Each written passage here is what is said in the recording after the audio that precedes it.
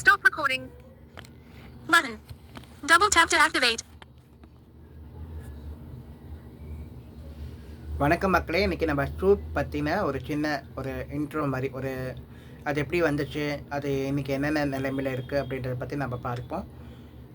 Soup அதாவது பண்டைய நாகரிகம், அதாவது காய்கறி அந்த விவசாயம் ஆரம்பிக்கப்பட்ட காலத்தில் சூப் கண்டுபிடிக்கப்பட்டு அது பரவலாகியிருக்கு. அது எக்ஸாக்டாக சொல்லணும்னா கிமு 6000 வருஷத்துலேருந்து சூப் என்பது அறிமுகப்படுத்தப்பட்டிருக்கு.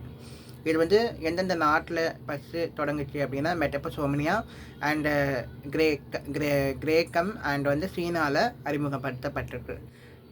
சூப் காய்கறிகள், எலும்பு மற்றும் மசாலா பொருட்கள்லாம் சேர்த்து ஒரு கலவையாக நீர் சேர்த்து கொதிக்க வைத்து ஒரு உடல் எடை குறைப்பதற்கும் உணவுக்கு முன்பு மற்றும் இரவு உணவாக சூப் அறிமுகப்படுத்தியிருக்காங்க.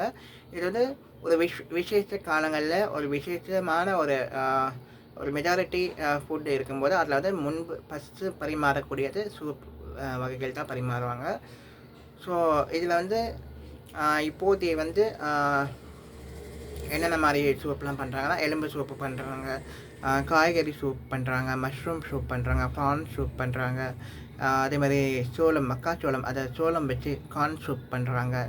அதுக்கப்புறம் டொமேட்டோ சூப்பு, வாழைத்தண்டு சூப்பு, அதுமாரி மொடவாட்டுக்கால் கிழங்கு சூப்பு அண்ட் முடக்கத்தான் கீரை சூப்பு அண்ட் பிரண்டை சூப்பு, அந்த மாதிரி வெரைட்டி ஆஃப் சூப்புகள் பண்ணுறாங்க.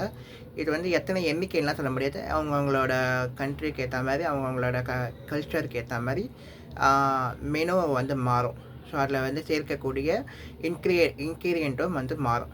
ஸோ சேர்க்கக்கூடிய பொருட்களும் மாறும். ஸோ இதுதான் சூப்போட ஒரு சின்ன அறிமுகம்.